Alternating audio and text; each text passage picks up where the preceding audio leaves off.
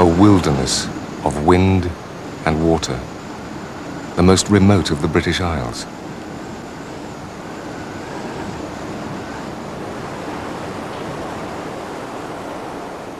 Millions of years ago, this land was covered by ice. Eventually, the great glaciers melted and the sea level rose, creating the 100 islands which we now call Shetland.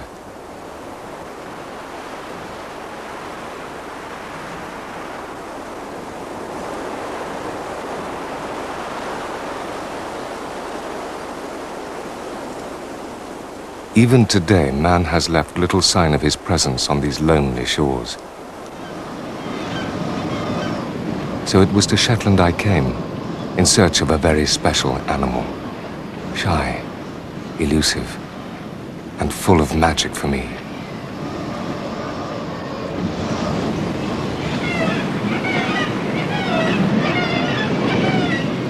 These northern shores are one of its last retreats, one place where luck or long watching may at last reward you with a brief glimpse of the wild otter.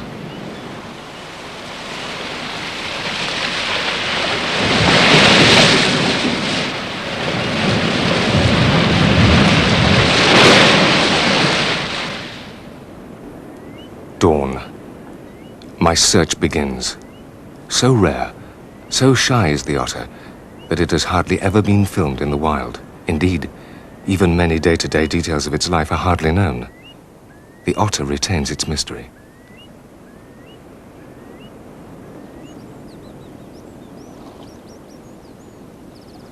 Before I can film it, I must learn to know the otter. To live as the otter lives.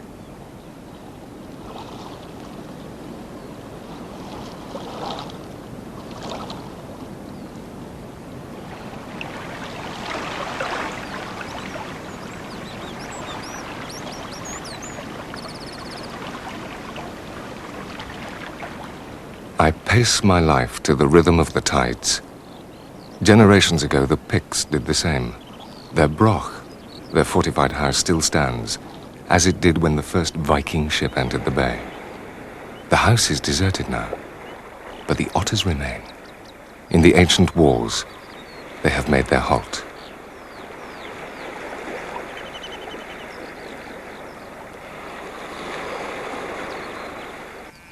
100 generations have carved out a sparse living on these bleak and wind-swept islands. They trap the otters for their warm fur. Today they are no longer hunted here. Throughout most of Britain, most of Europe, the otter has been harassed, its living places polluted and destroyed. Here, it is left in peace.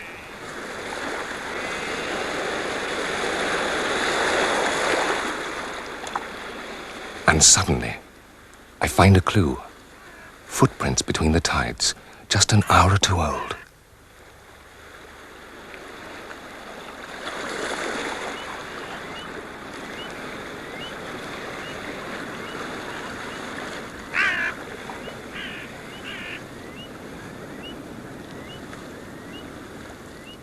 An old rabbit burrow, widened and smoothed by the otter's silky fur.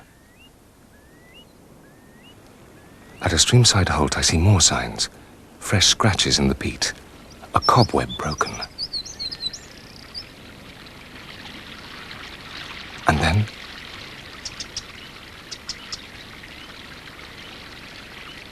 it's gone.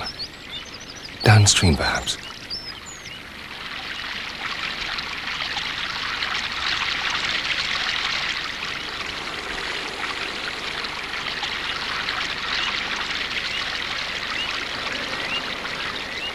As they travel, otters announce their presence by sprinting, marking prominent rocks with remnants of their previous meals.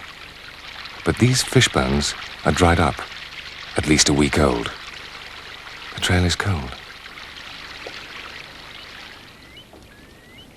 Early spring days pass quickly. Gradually, my knowledge increases.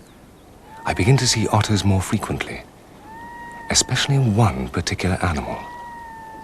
Too far away to be sure, but I think it's a female. A bit too small for a male.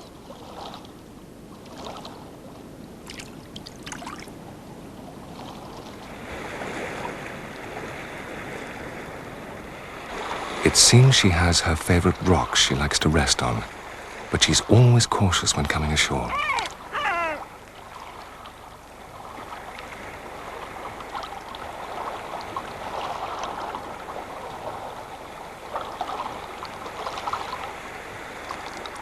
I'm rooted to the spot, hardly daring to breathe, unnoticed, I hope, but not by the curlew.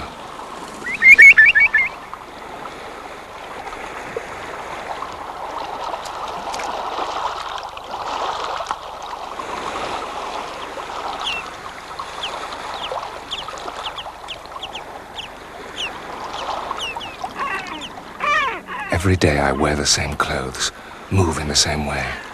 Perhaps she's starting to recognize me now. But still she disappears.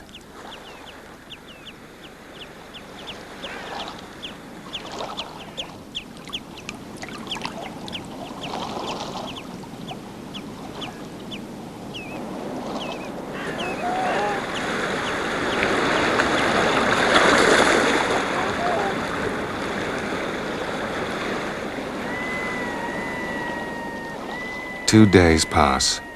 No sign. Is she still here?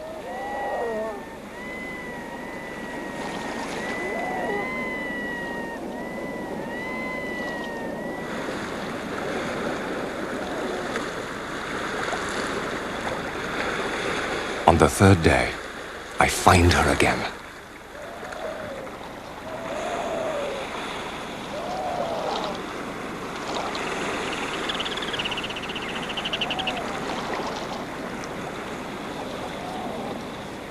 Otter's eyesight is poor, but I must keep downwind. Her nose is sensitive, her ears too.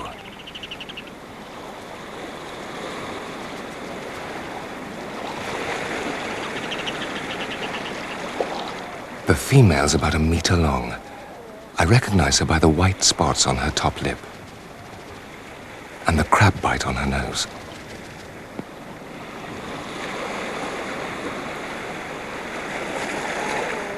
When you get used to them, you can see that males have a broader muzzle, larger ears, a darker pelt.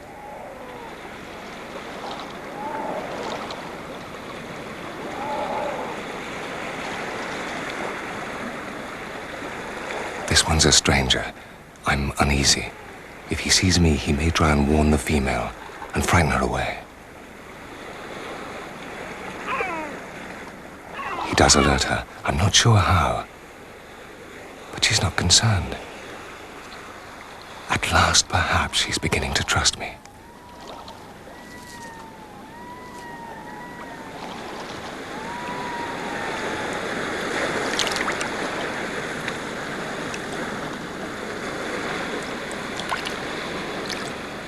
She decides to move, but instead of avoiding me, she actually comes ashore. Now she's just a few feet from me. Nervous, like me.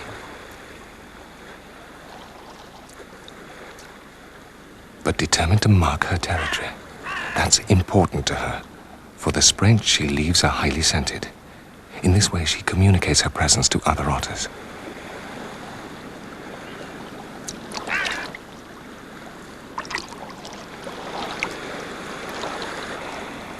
Once more she comes ashore.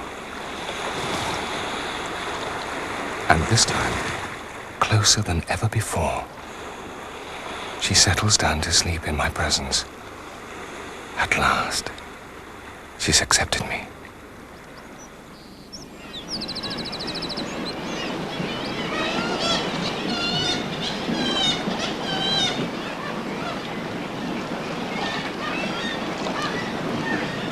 Stormy winter is nearly over. Life is easier for all fishermen. Seabirds return to their cliffs to pair up. The female otter is about to do the same. At first, the approach is cautious. The male has a territory of at least 7 kilometers, overlapping the areas where 2 or 3 females live. For much of the year, they go their separate ways. But now it's spring, the time for courtship.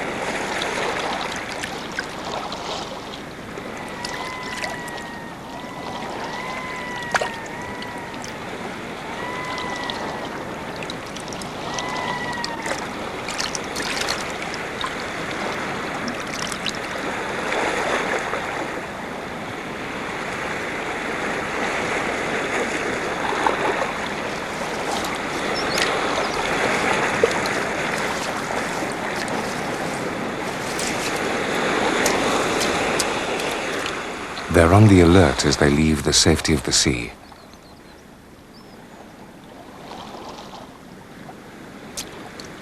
The more cautious male checks the air for hostile scents.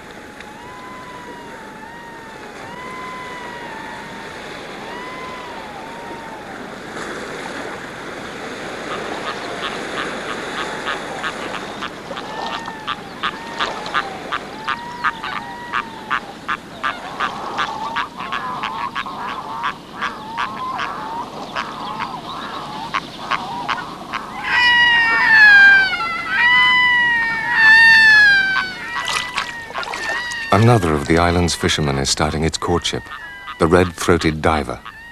They gather on the freshwater locks behind the shore. Pair after pair fly in to join the bizarre rituals.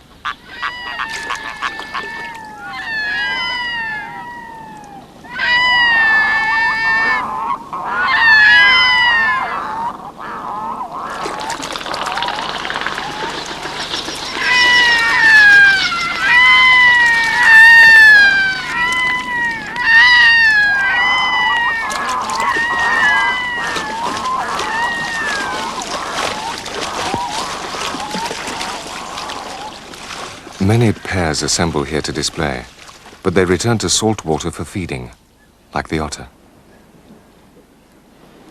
The whole history of Shetland and its wildlife is bound up with the richness of the surrounding seas. Ever since the islands were freed from their blanket of ice, these waters have provided food for human and animal colonists alike, including the otter. The ancient coastline is now 3 meters below the surface, and so provides large areas of shallow water, rich in fish.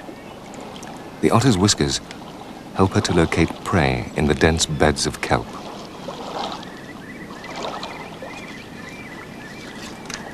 Otters feed mostly on live fish, especially slow-moving bottom feeders, like the lump sucker.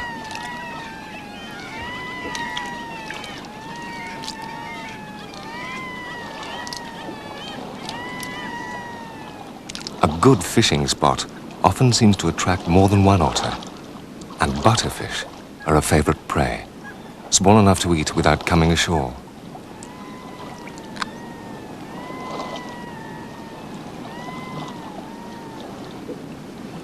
There's seldom competition among otters. Some of their bird neighbors are much more territorial. The black-headed gull, for example. Or the ringed plover, which will soon be making its scrape here on the shore.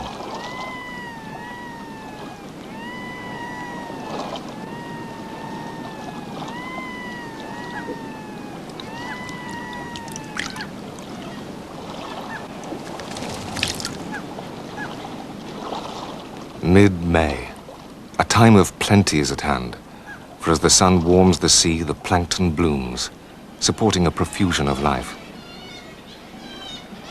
Kittiwakes return after a winter spent at sea, recolonizing their breeding cliffs.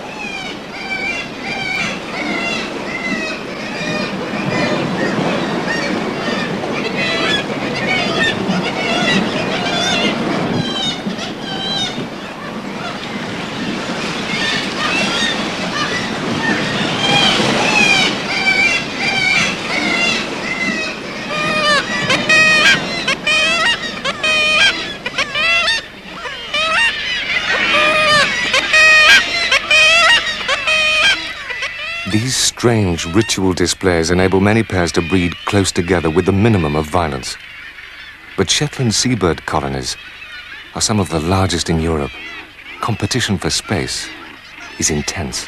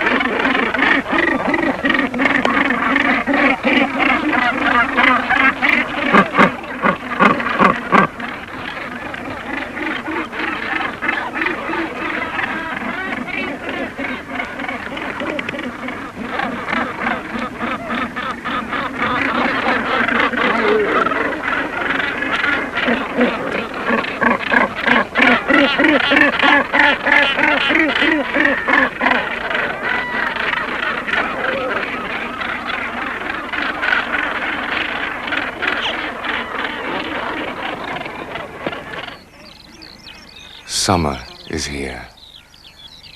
Long days of sunshine and brief nights of twilight. The land of the simmer dim.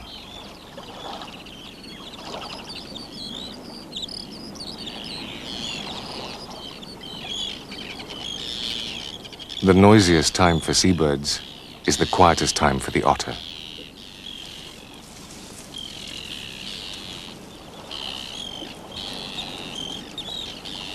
Courtship is over.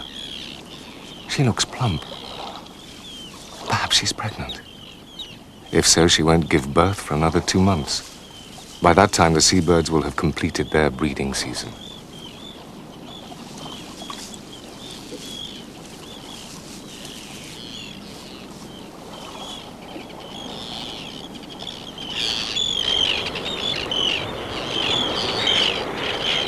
The arrival of the Arctic tern heralds the brief Shetland summer, a much-loved bird, the swallow of the northern seas.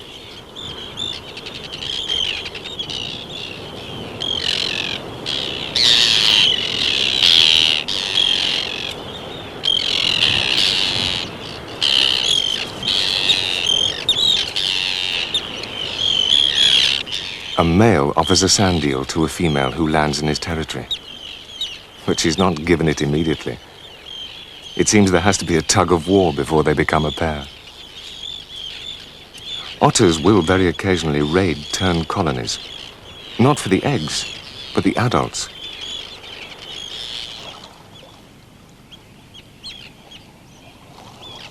It's a time for lots of grooming.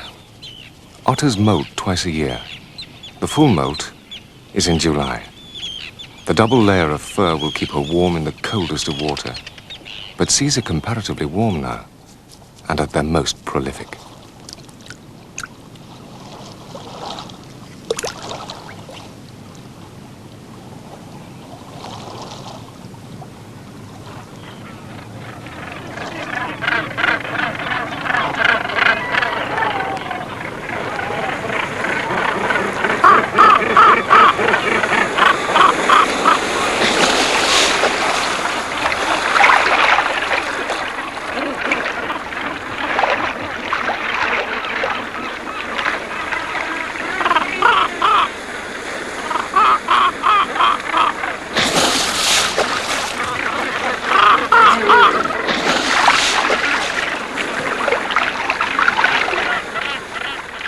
The magnificent gannets, gathering food for their growing young, crashing into the sea at 80 kilometers an hour.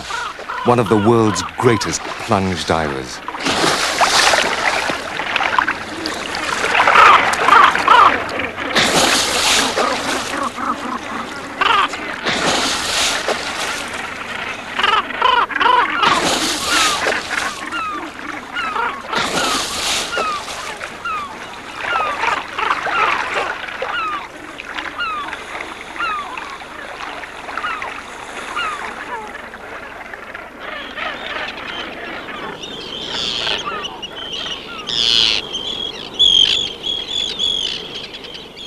Late summer. The seabirds will soon be dispersing. Arctic terns are restless, gathering like swallows before departure. Just as they herald the arrival of summer, so their departure marks its passing. Soon they will head south to the sun, leaving the Shetland shore to the otters and approaching winter. But the autumn shore seems empty. My otter has been missing for several days. If she really was pregnant, she should have given birth by now. Perhaps she's lying up in a holt with her cubs. There's no way of knowing.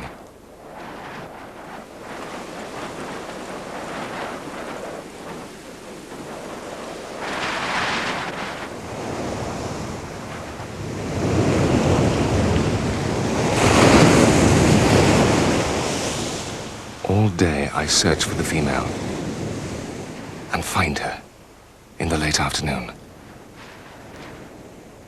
She swims purposefully. I follow as fast as I can, hoping she'll lead me back to the holt.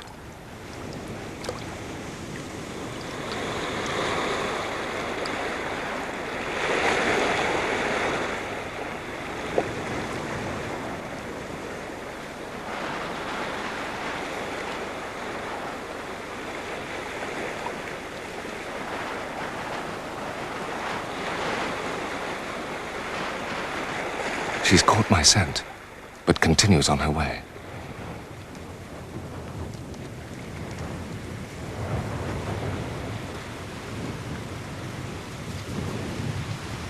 She's aware of my presence, yet still allows me to follow.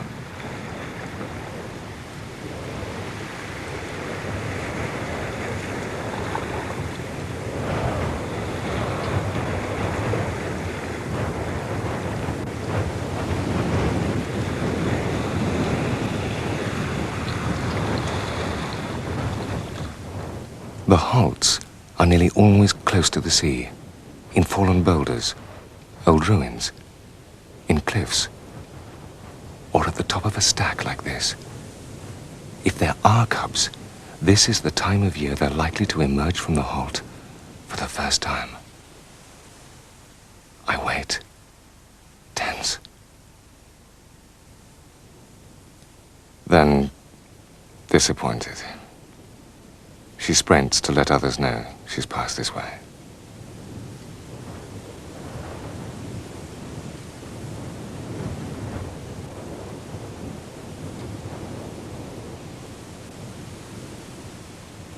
The halts are evenly spaced, about 500 meters apart.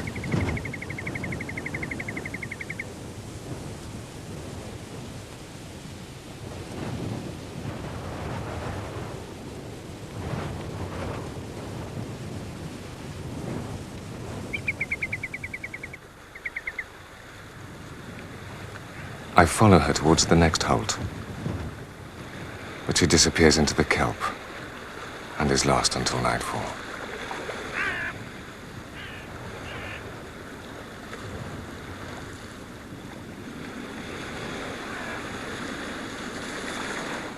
When I do find her again, she's very nervous, hardly daring to move, warily checking for danger along the beach. Every move is tense. I begin to suspect she does have cubs.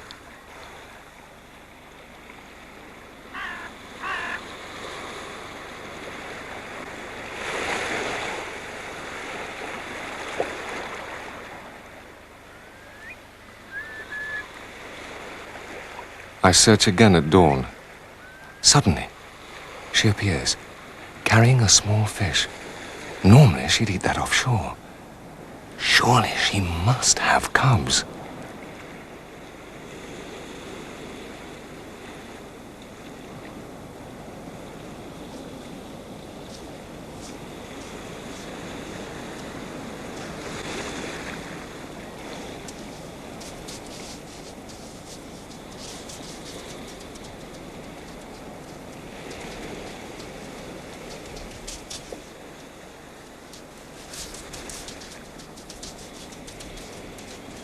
I wait all day, hidden behind the rocks, downwind of her halt.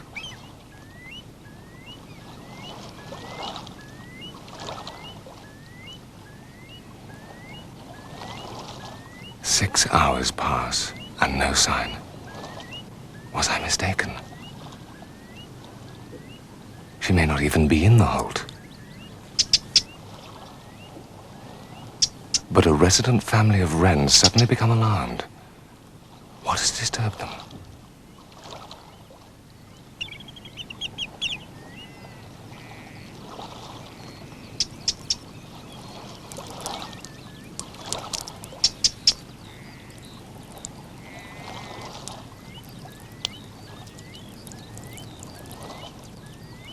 She checks the shore, alert for danger, nervous, smelling human scent. Mine. The wind has changed, but she doesn't realize, and is looking for me in the wrong direction.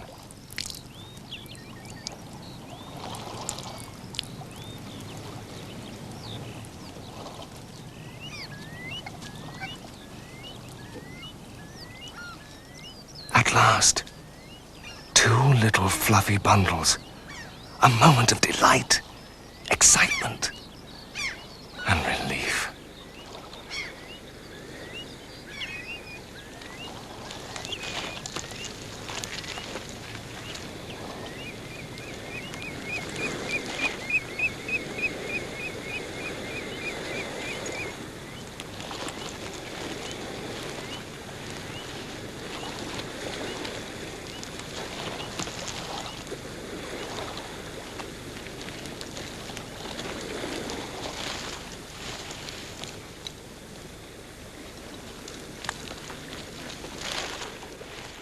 They look about 2.5 months old, so this must be one of their first expeditions out of the holt. They're hesitant. Otter cubs don't naturally take to the water and have to be encouraged. One isn't keen at all. It's smaller than the other cub, so presumably a female, and prefers the warmth of the holt to the cold of the sea.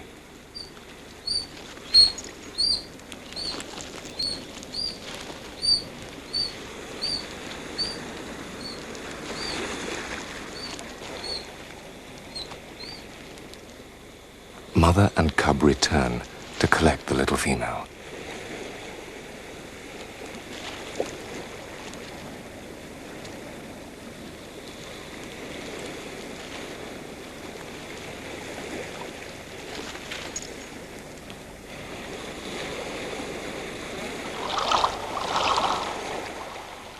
Their spiky fur acts as a life jacket. They can hardly swim yet, let alone dive, and their mother provides all the food.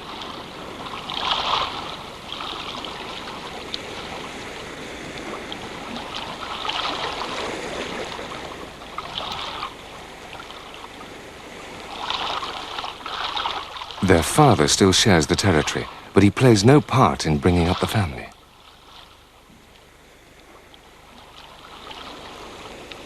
He's not welcome near the cubs, and whenever they meet, the female drives him off.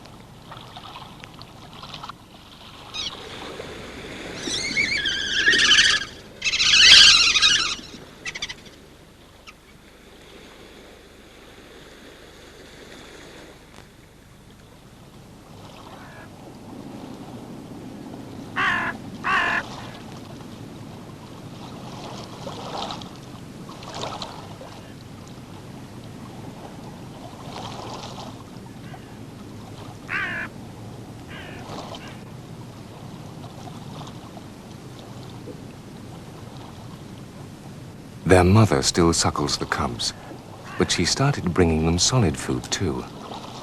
They haven't quite learned how to cope with it yet.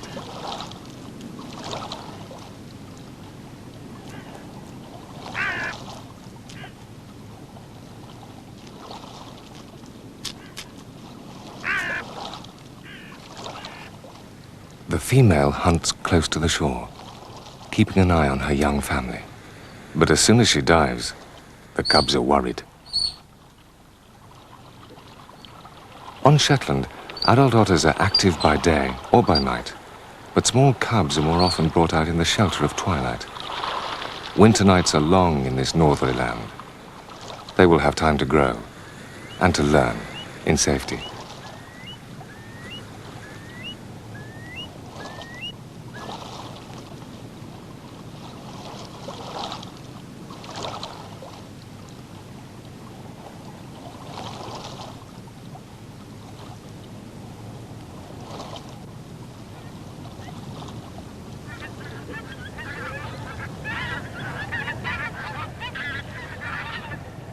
Geese cross the night sky, heading south from their Arctic homelands.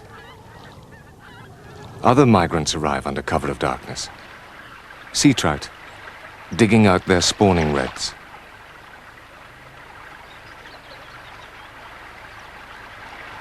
The otter will take them if she can. She's equally at home in freshwater or in salt, for she's the same species of otter as used to be found throughout Britain. A hunter of fish in sea and river alike.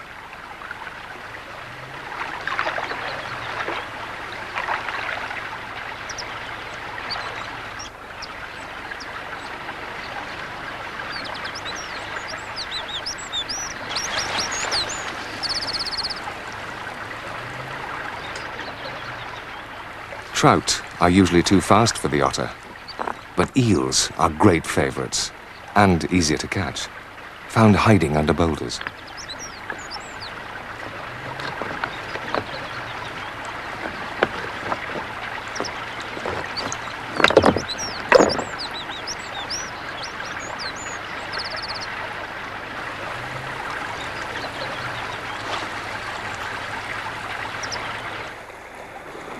The female can now leave the cubs on their own for short periods.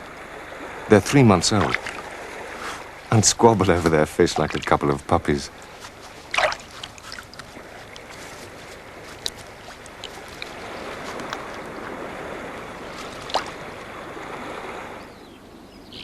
She'll only be away for an hour or so. While the cubs are feeding, she can hunt better on her own.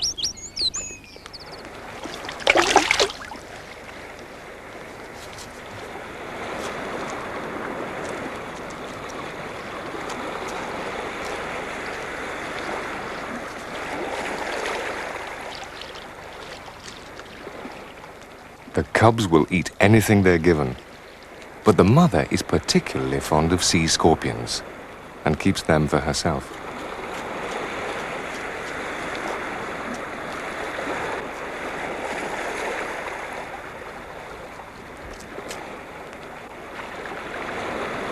The cubs roll and play like any high-spirited young animals, but throughout their lives, otters never seem to lose their joy in the water.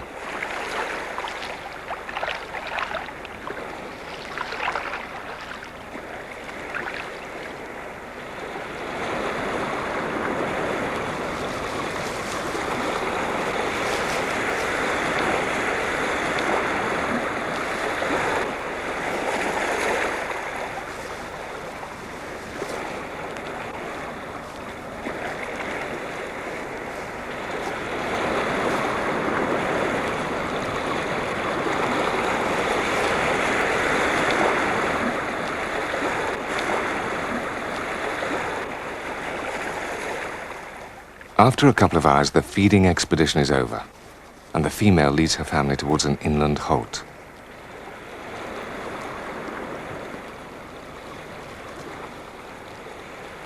I follow quickly.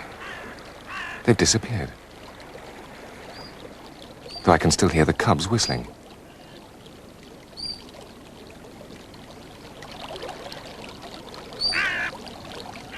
The stream runs underground here.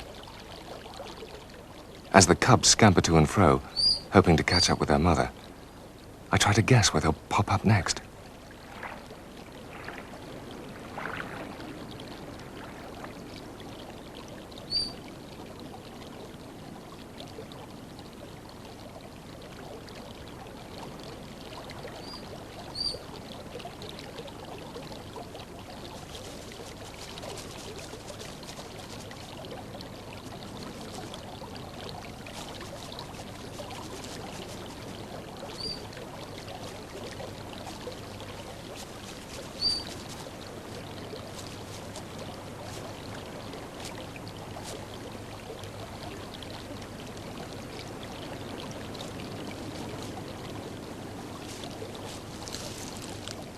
At last, the family comes to rest at the edge of the stream.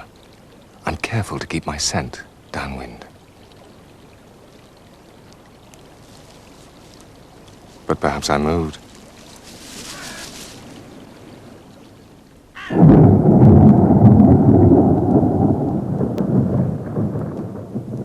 Shetland is a wild, tempestuous place. The islands are drenched by frequent storms sweeping in from the Atlantic.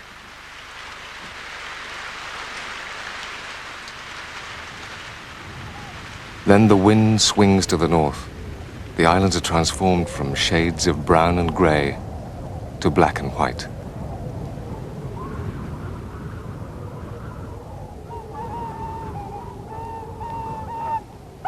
For several days I don't see the otters, but they still seem to be out hunting.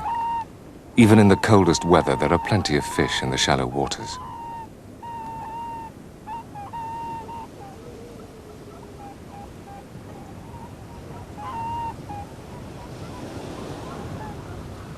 I find the family's fresh tracks and follow across the headland.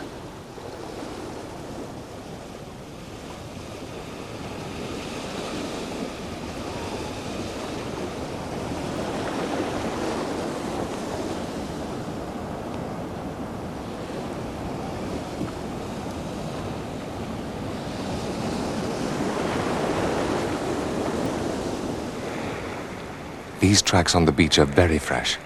I crouch behind a rock, just in time. The cubs are now 6 months old. Their mother often brings them live prey, another stage in teaching them to catch for themselves.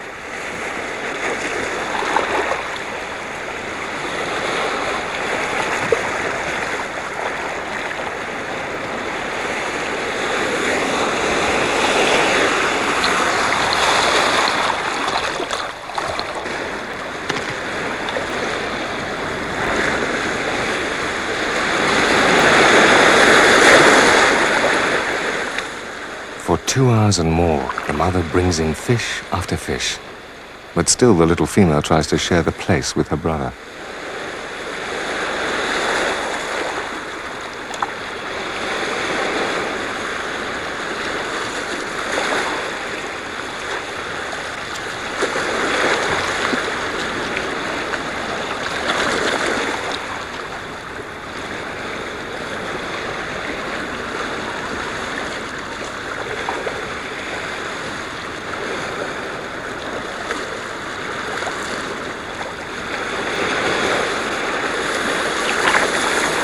This time, the female cub is given something much more substantial. A large lump sucker.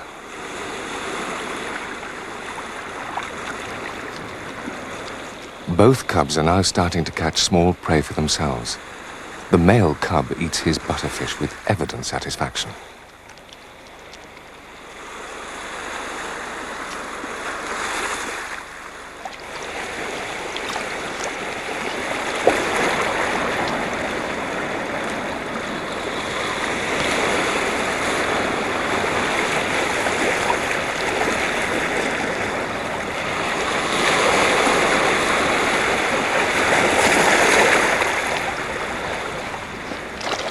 Large fish like this are seldom eaten completely. The great black-backed gull knows the otter's habits and waits to finish off the remains.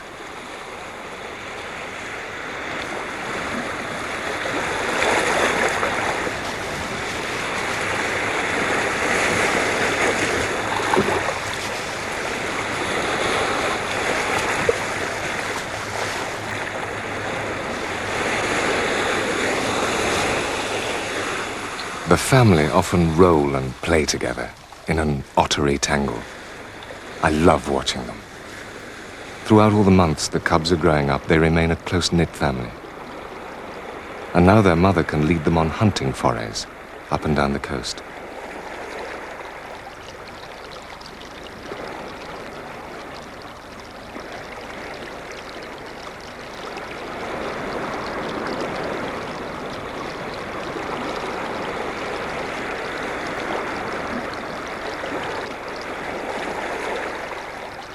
They sprint to mark the route of their journey and drink from the freshwater burn.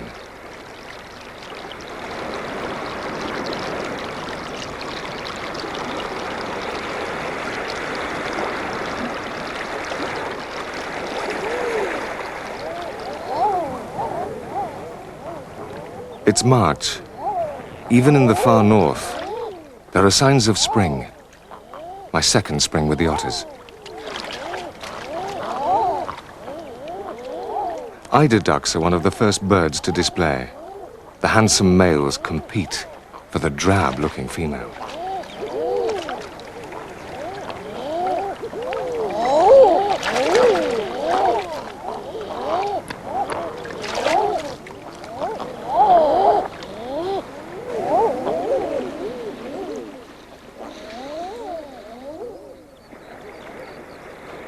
For the common seals, this is a quiet spell.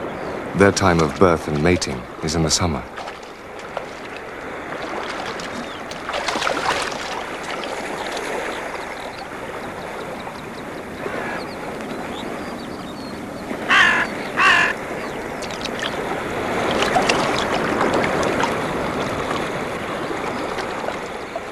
The weather is warmer now.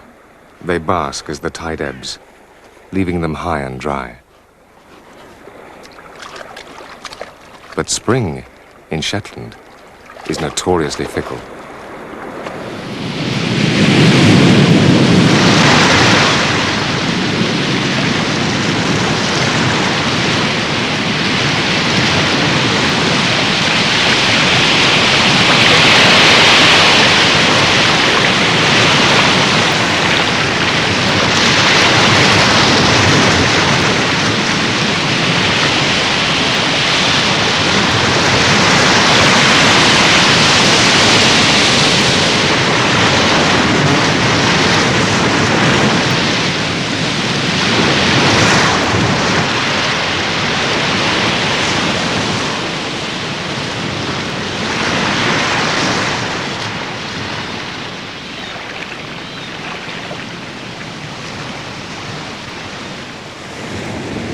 In this boiling sea, the cubs are in danger.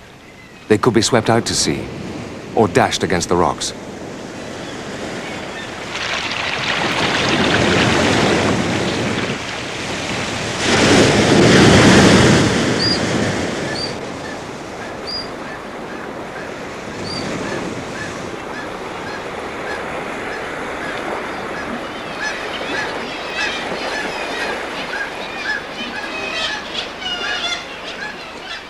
Despite the thundering sea, I can hear their anxious calls, though their mother doesn't seem to notice.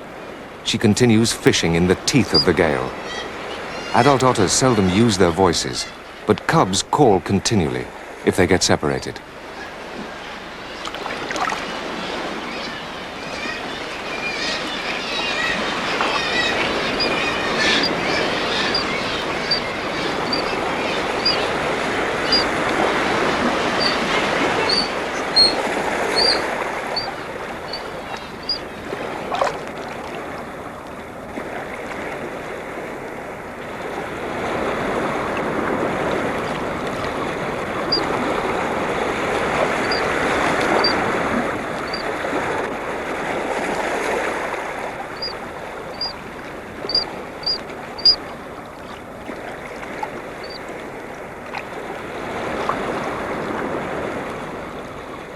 At 9 months old, the cubs are well grown and almost look like adults, but they're still not independent of their mother.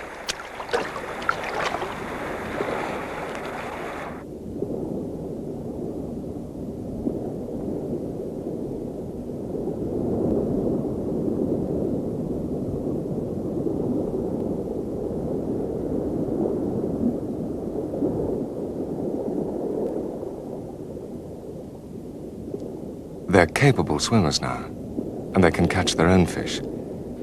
But their mother can still surprise them with something a bit unusual.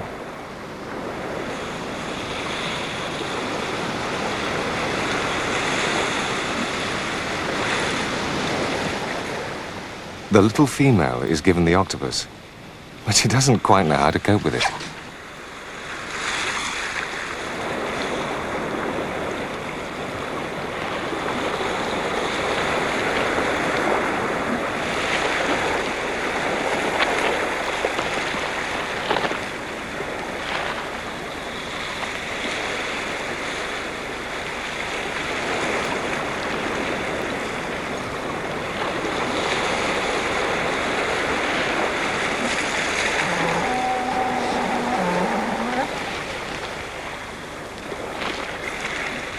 Even after so many hours with the otters, I never weary of watching them. It's hard to believe that any animal can be so completely at home in land and water alike.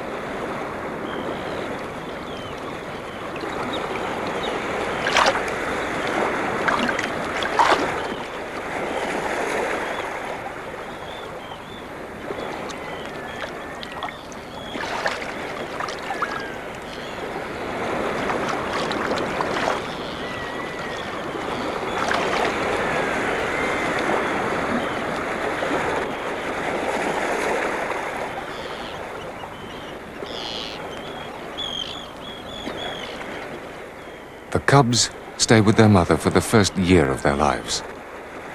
Soon the female will drift away. Once again she'll take up her relationship with the male, in preparation for a new family.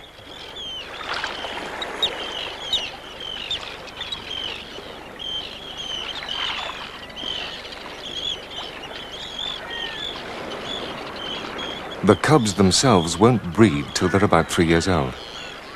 Until then, they'll be wandering the shores, resting peacefully among the rocks, fishing and playing in the shallows, as otters have done for generations.